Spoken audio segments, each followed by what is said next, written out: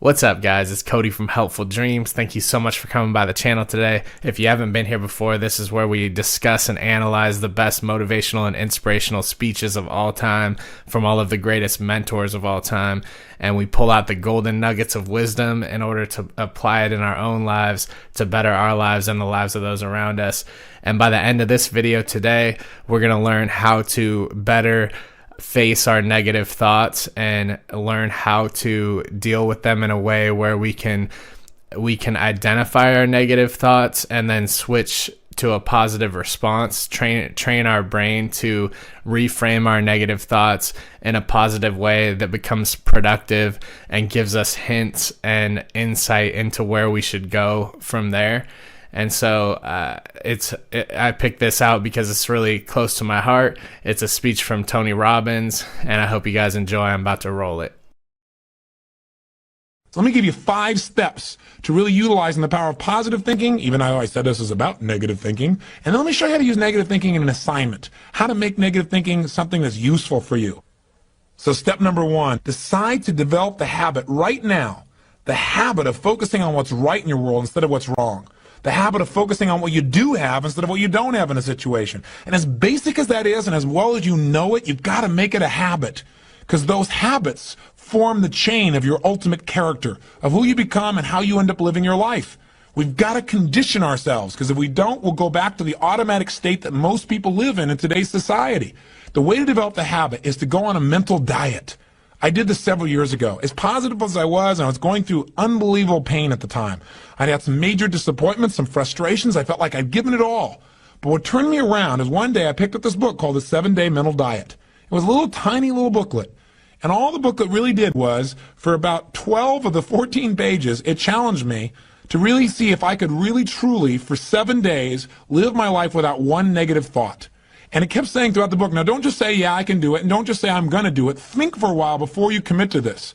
Don't actually commit unless you're really going to do it for 7 straight days, no matter what. It doesn't mean you don't have a negative thought. It just means that if you have a negative thought, you don't speak it. You set it aside. You forget about it. Or you replace it. If you say something negative, you go erase. What I really mean is this.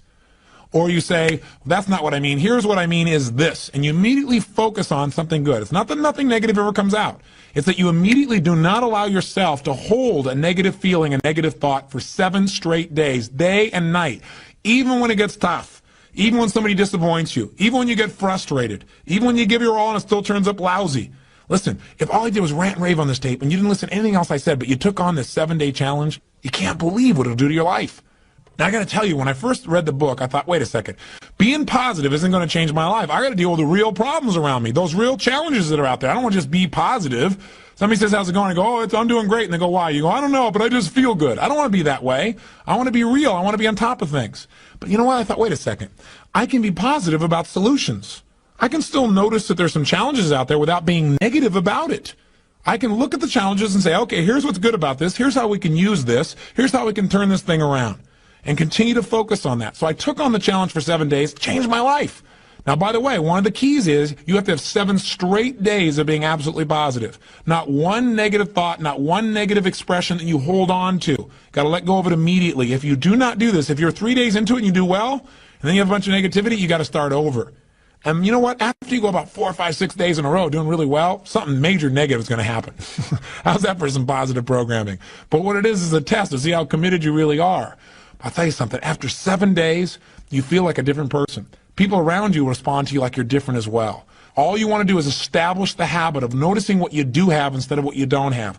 Noticing what's great about a situation versus what's not great. Focusing on solution instead of problems. That's what changes your life. Here's key number 2. Instead of judging yourself and others, decide, remember these are decisions, decide right now to become curious instead of judgmental. But remember, when you find fault in other people, when you start noticing constantly how they've wronged you, how this person is not good enough, or they're too egotistical, they're too proud, or they don't really care about people, as soon as you start judging other people, you just got to remember something. If you start judging other people, you're going to also start judging yourself intensely. If you're angry at other people, there's a very good chance you're angry at yourself as well. Maybe you perceive more and judge less. Maybe instead of finding fault with other people, without really thinking about what they've gone through to be where they are this day, maybe we can get really curious about what's making this person be in the state they're in, or what's the motivation behind this person's anger. For example, a lot of times we think somebody's being negative or angry or we're frustrated with them, but we never bother to find out what's really going on. I know myself, I was at a party recently and I fell prey to this. There was a woman who came to the party. Everybody behind her back was talking about how unbelievably egotistical this woman is, how negative she was. But you know what? I sat next to her at dinner time and I got a chance to really find out who she was. I got curious about her. And I began to find out about all the pain she'd been through in her life. When I realized was this woman was just barely hanging on to her life. She just needed to know that people cared, but she was so afraid of being rejected that she put out this ego because she didn't want someone to reject her, so she figured she'd reject them first. And I got a chance to really know her, and she was a wonderful person. I'll tell you something else we've got to be careful of that ties in with this, our being judgmental. Out of our fear of having heroes in our society today, we seem to try and consume them and destroy them as quick as we can. We try to find something that's wrong with our heroes because, boy, we don't want another Jim Jones. We don't want another Jim Baker. Remember, we got to judge less, perceive more. We got to get curious. Instead of living in a society where we're so afraid to believe in anything or anyone that we believe in nothing at all, and we lose our power of positive thinking. We try to protect ourselves from things we maybe not even need to protect ourselves from. Or we live in a society where we try and destroy our heroes, where we take somebody like Barbara Walters, an incredible broadcaster, a woman of incredible integrity, who gets nailed by one person in a book, and it's in every newspaper across the land, how she probably stomped on people to get where she was. That's absurd. Or Martin Luther King, after he's passed on, somebody comes back and stomps all over his career and his reputation. Is that the society we want to live in? Any person who takes glee in watching another person's pain will experience plenty of pain themselves. Remember the quote, "He who is without sin, let him cast the first stone." The bottom line is if you go looking for brown, you're going to find it anywhere you look for it, in others or yourself. Free yourself from the disease of making others wrong, and you'll free yourself from the disease of making yourself wrong. You have a lot more energy to create solution instead of problems. It's part of the power of positive thinking instead of falling for the destructive power of negative thinking. If you want to get curious, just ask yourself, what do I like about this person?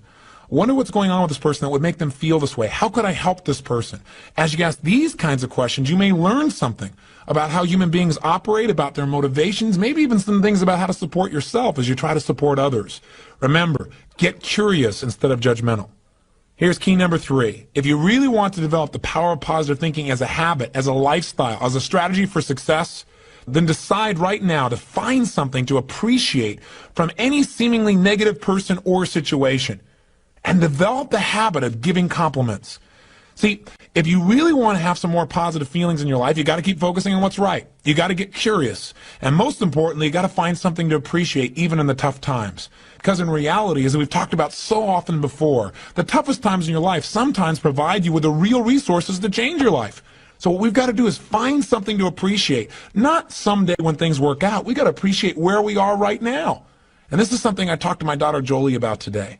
Because she's in an experience today where I thought, well, gosh, she's not being very positive. And I'm going to talk about positive thinking. Because she came in to see me and she's feeling really sad. She's feeling really down, feeling really frustrated. And you know what her problem is? Her problem is she tried out and won the right to be amongst 3 girls who dance in the electric light parade at Disneyland. And that was about 3 or 4 months ago. She's been going there after school every day, driving from San Diego up to Anaheim, burning herself into the ground, getting up and going to school to be a straight-A student still and trying to visit with her family and her boyfriend. And she found herself maxing out. Now think about her problem. Her problem is that she gets to be at Disneyland and fulfill a childhood fantasy. Her problem is that she loves her family and wants to be with them as well. Her problem is she loves to be at school and really do that. Her problem is she has so much abundance that she has to figure out how to get it all in one day and she can't do it. And she's physically burning out. That's her problem. And you know what? She says, gosh, I want to be home. I want to be with you guys and all these things. I don't want to miss out on all this great time we have together. I want to be with you guys. I said, but honey, look what you're doing. She goes, yeah, I don't want to miss out on Disneyland either. I don't want to miss out on my career and what I'm doing and what's going on. What's the problem? The problem is she's finding out what's negative in both situations. She's focusing on what she doesn't have instead of what she does have. Now, I could be negative about that and say, gosh, be more positive. But you know what? In reality, I realized being negative in this situation may not be bad. What do I mean? I don't mean being negative. I mean being intelligent. I mean being critical in your thinking. Seeing what you don't have is sometimes useful too. This is what I promised you in terms of the power of negative thinking. Here's how negative thinking can be useful. I sat down with her and I said, honey, let's look at the advantages and disadvantages of both. Let's not just be positive. Let's look at it. The whole thing is positive. Let's know that no matter what you choose, you've won. You have what most people dream about. But for a moment, let's be a little bit critical. What do you love about Disneyland? What's great about it? What is it giving you? And let's ask the question that maybe we don't ask very times when we're just being purely positive. What isn't it giving you? What are you afraid about? What are you missing by being there? What's great about being at home more? What's great about those things? What's not great about that? Be honest. If you were there, what might happen that's not good? What might you miss out on? And you know what? By getting her to use both positive and negative thinking, or to be more accurate, positive thinking and some critical thinking, looking at what isn't there for the moment, what she is missing out on, and allowing that pain to motivate her, she was able to clarify what's most important in her life and what's the best way to do that. And she came up with a plan that totally empowered her. After a couple hours of conversation and fun, she looks better than she has in about 6 months because she's finally resolved what's most important. And sometimes just being positive and keeping a stiff upper lip isn't enough. Sometimes you got to stop and say, I am positive. I'm going to approach this from a positive way. I'm going to stay in a positive state. But I'm going to ask some questions some people may think of as negative, which is, what isn't working? Because if you're not willing to look at what isn't working, you can get yourself in trouble. So when I say number 3 is, develop the habit of noticing something you can appreciate out of the situation, even something that seems to be negative. What I mean by that is, find out what's working, but also appreciate what isn't working. Appreciate it enough that maybe it creates enough pain for you to want to make a change. Hey, being purely positive all the time is not the ultimate solution. Being purely positive 98% of the time, to me, is the solution. Remember our steps. Number 1, you're going to focus on how it really is. And that's what we did today. Jolie and I sat down and said, let's see how it really is. And let's not just be positive. Let's stop for a second. How is it really? What's good? What isn't good? What's great? What isn't great in this context? Everything is great, but comparatively, what's great? What's not in both situations? Now, how do you really want it? And she decided how she wanted it. Now, what are we going to do to make that happen? And she began to take actions that have changed her life. Probably will affect the direction of her life, maybe even her career. And she feels joyous and excited because she went through the steps. That's the balance between positive and negative thinking. But one thing you got to remember, you're going to spend most of your time being positive. Once you see how it is, that's it. Decide what you want and make it happen. Don't keep going back and saying, oh yeah, but it's not working. See, balance doesn't mean you spend 50% of your time positive and 50% of the time negative. Remember, balance on a human scale is a little different. Negative experiences are dense, and it doesn't take a lot of those focuses of negative to weigh a lot in your life. Make sure your focus is primarily positive, but at times, at special times that you designate, you're going to say, hey, what isn't working? And allow that pain to drive you to do something that's very positive. That'll change your life. Here's key number 4. Decide not to be perfect. You say, what? I said, decide not to be perfect. One way to make sure you're negative is always trying to be perfect. Because you know what? You're always going to notice you're not. Because you're this thing called a human being. When I talk to my daughter Jolie, and this girl works so hard to be perfect. Everybody seems to love her. She's a straight A student. She wants to be the very best at school. She wants to be the very best at home. She wants to be the very best at Disney. She wants to be the best at everything. And I'm trying to be the best constantly. In the past, she always noticed what wasn't perfect, and that created pain. So you can't do that. You're going to screw up. You're going to be negative. Things are going to happen where you don't follow through on what you know. You're going to make poor decisions. You're going to say things you shouldn't say, do things you shouldn't do, mess up like you shouldn't mess up. But you know what? When that happens, instead of being negative and beating yourself up and saying, boy, here's another example of me sabotaging myself, decide what you do want. And say, you know, I'm not perfect, but I am good. And what makes me good and what makes me great and what can make me excellent is as soon as I notice I'm not on track, I correct it. And I get better. Your goal each day is to get better, not to be perfect. And that's all anyone can ask of you. If every day you really try and contribute more, be more, and do more than you were slightly the day before, that's all anybody can ask. And if you know you're going to screw up and you don't make it a catastrophe, it's easier to bounce right back up. See, the only way you fail is if you quit. But if you learn something and you expand from it and you make some new decisions that enhance your life and the people you care about, then there is no failure. Don't try to be perfect because you'll never succeed. And here's the final one, key number 5. Decide to develop the habit of using the F word, faith. Make sure that you're in the position of utilizing the tool that really positive thinking is about. Positive thinking, I've said it over and over again, really is just the power to believe. And as you believe, so is it done unto you. As you believe, so it's created. You need to make certain that you create that certainty inside yourself. And you know what? You and I both know there are going to be times when it looks grim. And the only power you really have is that power to have faith. To step forth and say, I'm going to put myself on the line. I'm going to have the courage to overcome my fears and to take action, even though it may not work out. Even though I may put out my love and it may not be reciprocated, I'm still going to put myself on the line. Because if I don't, that's the only way I can fail. See, without faith, nothing exists. And remember one more thing. no matter how bad it seems, this too will pass. That you've made it this far. You've been through tough times, times when you didn't think you could pull it off, and you've made it.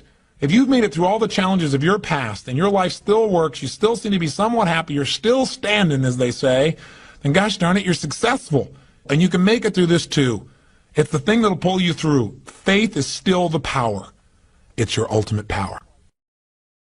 All right, guys, congratulations on making it to the end of that Tony Robbins lecture on negative thinking and also how to go on a 7-day positivity challenge. The key takeaways that I get from this is that negative thoughts aren't always the worst thing in the world as long as we don't hold on to them and we identify them when they come up, because negative thoughts can be the spark of new change in our lives, and new change can come from discomfort. And like Tony Robbins has said in the past, you either are motivated by inspiration, which is active, or desperation, which is reactive. And so you pick your choice, and that's why it's good to get good at learning to inspire yourself so that you're not motivated by desperation rather than inspiration. And so that just hits really hard. And I also like how he talks about how people need to pull back on their judgmental, their reflex to be judgmental towards others, because we never know what other people are going through that are causing them to act the way they do. And so it's just good to take time to try and figure out where other people are coming from before making instant judgments on their character. And so I think that's really valuable information, and I hope you guys liked it. I'll see you guys in the next video.